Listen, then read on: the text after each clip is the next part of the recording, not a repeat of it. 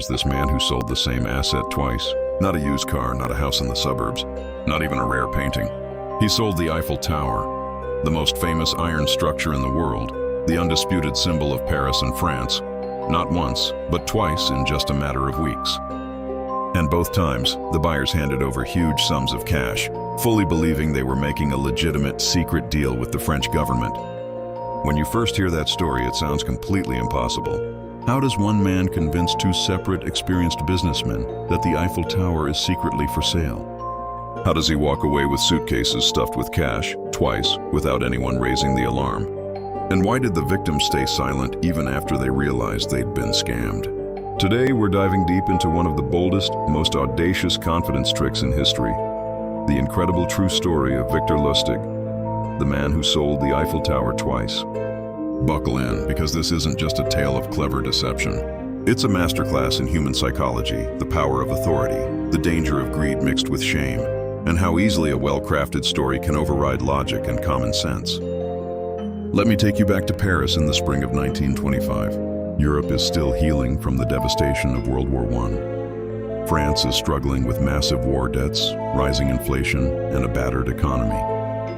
In the middle of all this stands the Eiffel Tower.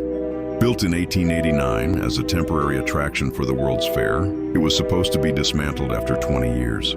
Now, at 36 years old, the tower is showing serious signs of age. Rust is spreading across its iron lattice. Maintenance costs are skyrocketing. Newspapers are openly speculating whether the government should tear it down and sell the metal for scrap. Victor Lustig, a 35-year-old Czech-born con artist with a charming smile, perfect manners, and a gift for languages, reads these rumors and sees something no one else does. A once-in-a-lifetime opportunity. Lustig doesn't waste time. He forges official government stationery with the letterhead of the Ministry of Posts and Telegraphs, the department supposedly responsible for the tower. He creates fake credentials identifying himself as the Deputy Director General. He rents a luxurious suite at the prestigious Hôtel de Crillon, one of the most expensive hotels in Paris, and has elegant invitation cards printed on high-quality paper. But here's what makes him a genius. He doesn't target random people. He carefully researches and selects his marks.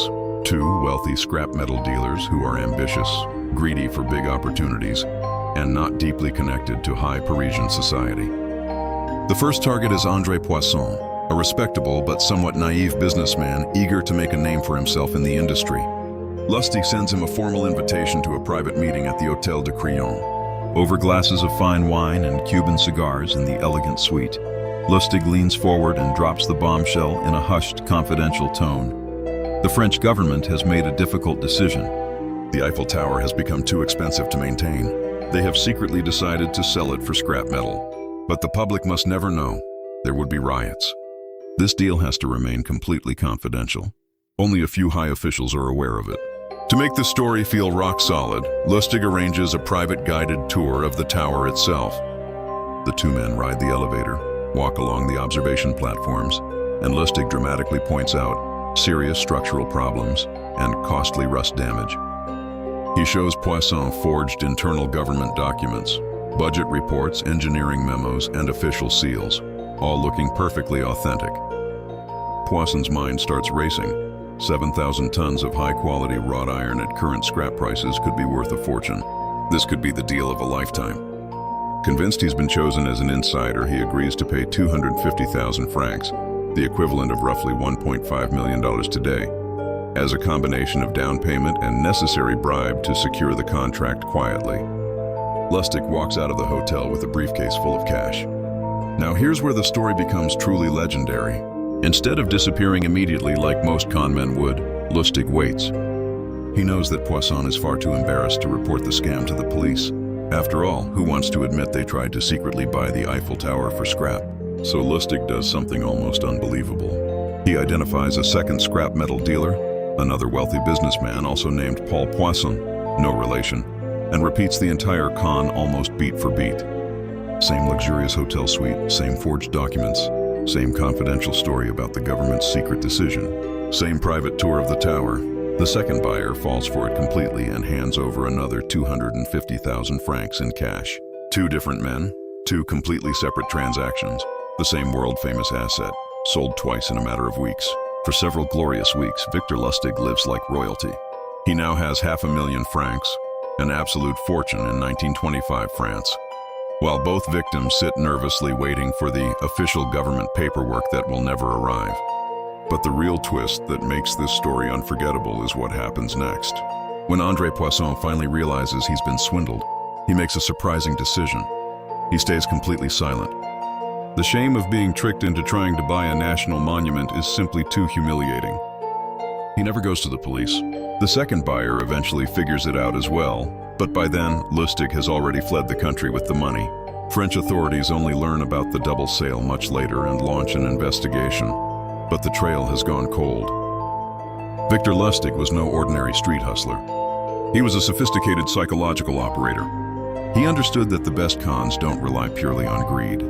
They rely on a perfect blend of authority, secrecy, flattery, and the victim's own fear of embarrassment. He didn't just sell iron. He sold the intoxicating feeling of being an insider in a corrupt system. He made his victims feel special, chosen, and smart for getting in on a secret government deal. His skills went far beyond the Eiffel Tower. In 1926, Lustig traveled to Chicago and pulled off one of the most audacious follow-up cons ever recorded. He convinced none other than Al Capone, the most feared gangster in America, that he could double $50,000 in a high-stakes investment within 60 days. Capone handed over the cash. 6 weeks later, Lustig returned the entire $50,000 untouched, explaining regretfully that the deal had unfortunately fallen through. Impressed by such honesty in the criminal underworld, Capone gave Lustig a $5,000 tip for his trouble. In one brilliant move, Lustig had been paid $5,000 simply for returning the original money. French police files from the era described Lustig as extremely intelligent, multilingual, charming, and possessing nerves of steel. He was wanted by Interpol and used multiple fake passports and identities. He was arrested several times but repeatedly escaped, once even jumping from a moving train. Eventually, his luck ran out. In 1935, after moving to the United States, he was arrested for counterfeiting US dollars and sentenced to 20 years in prison. He was sent to the infamous Alcatraz Federal Penitentiary, where he died in 1947 at the age of 57. But the Eiffel Tower scam remains his crowning achievement. Think about the sheer audacity of it all. In 1925, Paris was one of the most cultured and sophisticated cities on the planet. The Eiffel Tower was not some obscure building. It was a beloved national symbol visited by millions every year.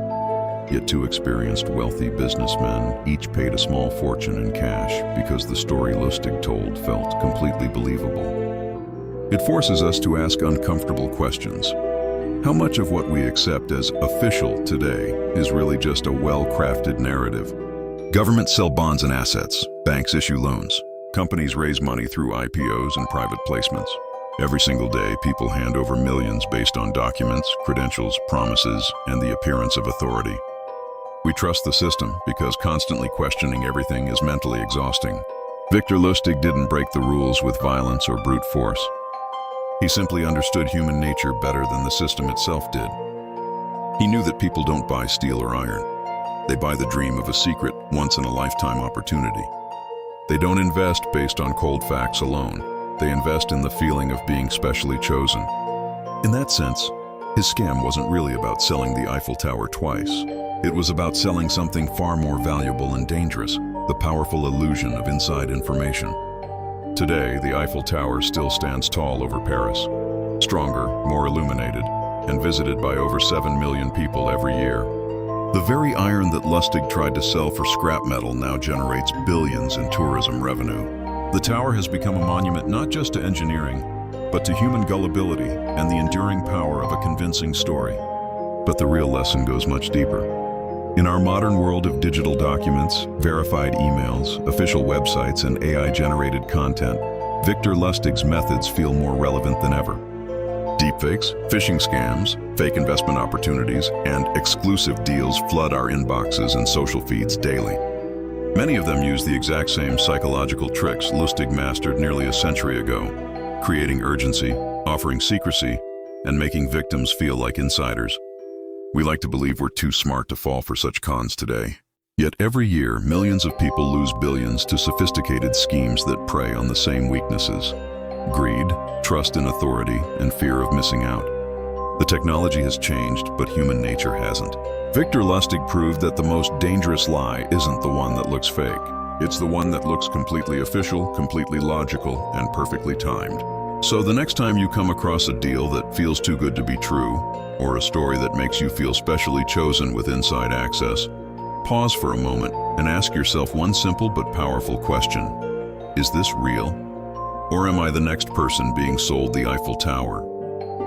If you enjoyed this deep dive into one of history's greatest confidence tricks, drop a tower emoji or the word Eiffel in the comments below. Let me know which historical con artist or unbelievable true story you want me to cover next. If you're new here and love these well-researched, storytelling-rich videos, hit that subscribe button and turn on notifications. We uncover the most fascinating hidden chapters of history every single week. Also, check out my recent video on the Dutch East India Company and the House of Orange if you enjoy these deep financial and power stories. Thanks so much for watching. Stay curious, stay sharp, and I'll see you in the next one.